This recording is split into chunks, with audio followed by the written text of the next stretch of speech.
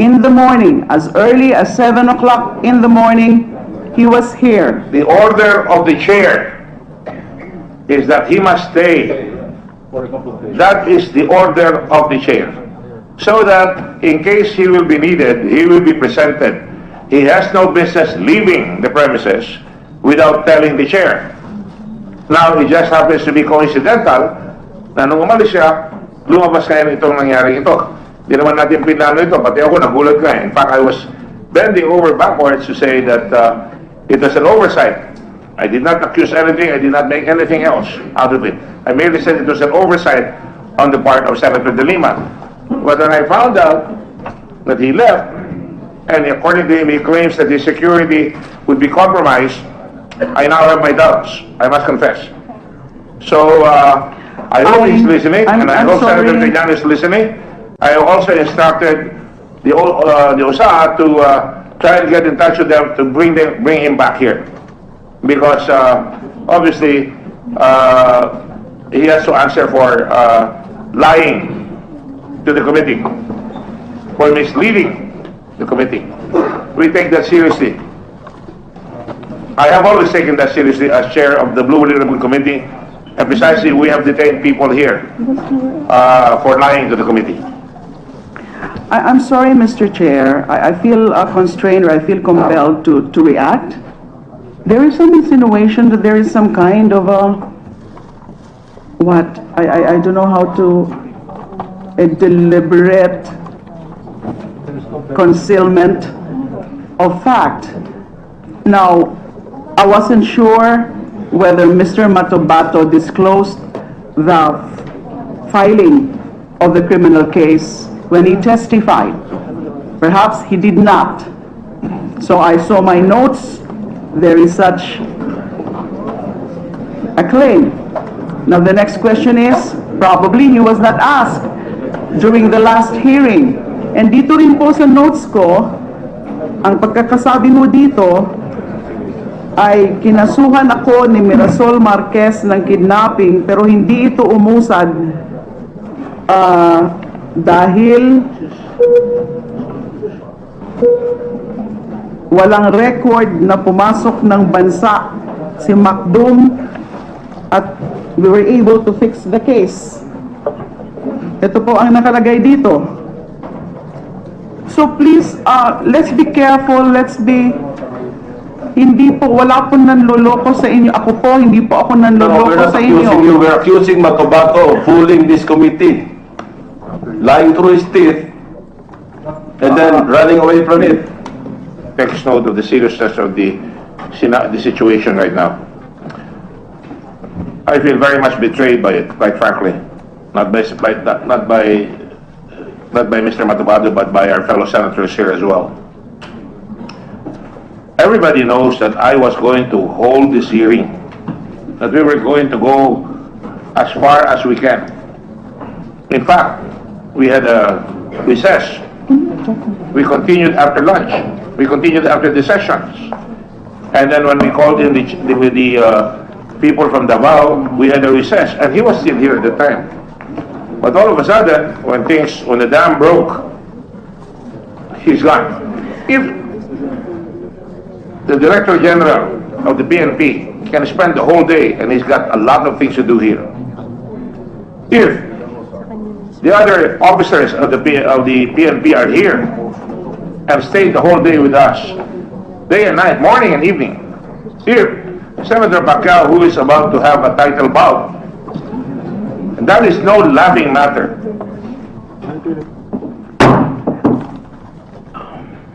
I will have order in this chamber. It is no laughing matter. This is serious. We are dealing with a situation here that is very perfidious. I'm just trying to lay out the fact na tayo ay napapakasikap dito para lumabas lahat. At narinig nyo rin na sinabi ko kanina, I was bending over backwards. Ayoko sabihin kay Senator De Lima na mali ang ginawa niya. Sabi ko, I will recall. I was very careful in my terms. I said it was an oversight. But when that came out, that Mr. Matobato has already left, pinahabol ko, ang sabi niya, delikado na yung kanyang, Tagalog ko, mako-compromise na yung kanyang security.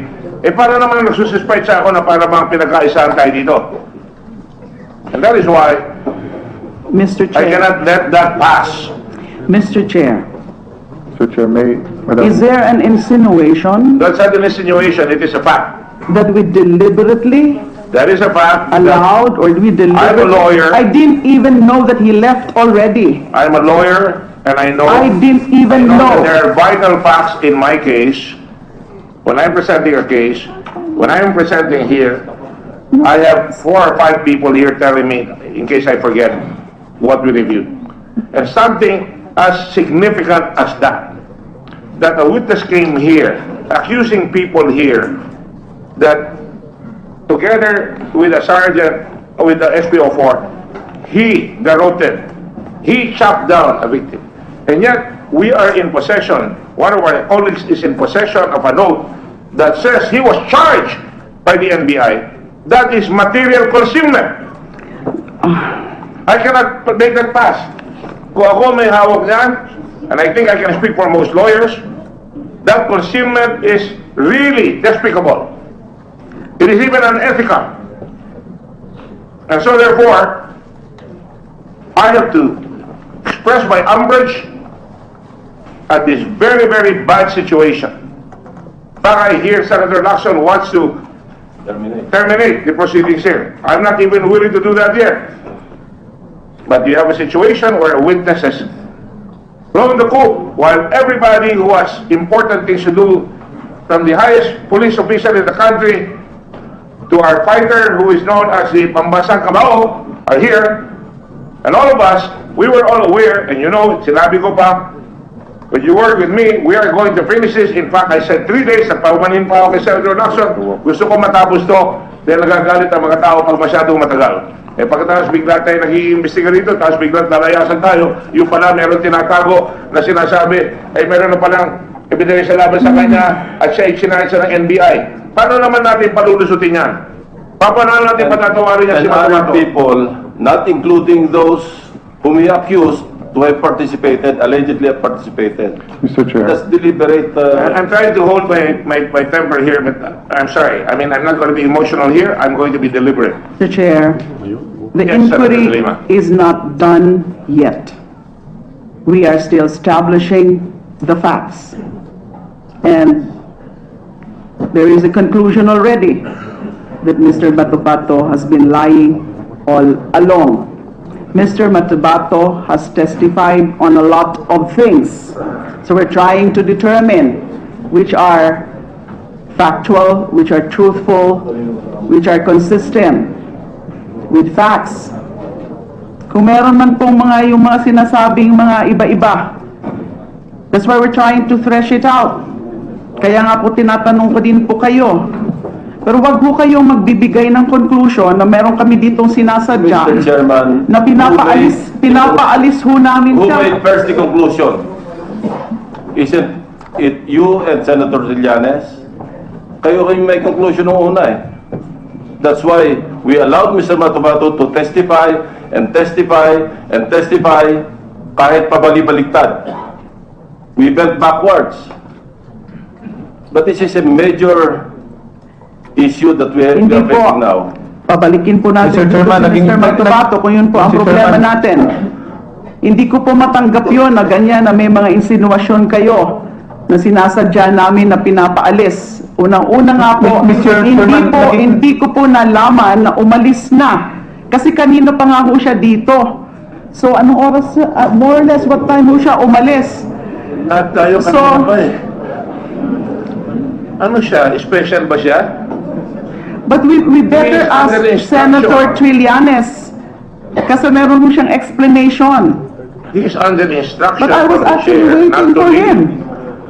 Even assuming for the sake of argument and giving the gentle lady from Bicol the benefit of the doubt, even believing that she was not part of this compromise or this charade, na wala siyang kinalaman dyan, it is incontrovertible that she was in possession of a note that she herself made that was so devastating, it could have been said while Matobato was lying here that there was a case filed against him na pinailan siya ng NBI ng kidnapping with ransom. Abay, hindi biro yun, hindi yung... I detest the claim of material concealment. Hindi niyo naman po siguro i-expect sa akin na habang nagte-testify si Mr. Matobato, ay lahat na lang na meron siyang sasabihin o hindi sasabihin ay ika-clarify ko po based on my notes. Hindi naman po, unang-una, hindi po ako sigurado kung nasabi niya yon o hindi na merong case for kidnapping nung siya ay nagte-testify. Pangalawa, wala naman sigurong pagkakataon in the course of the questioning of Mr. Matobato at the time, whether on the 15th or on the 22nd, na may ilalabas ko dahil sabi ko nga, napansin ko nga yun ngayon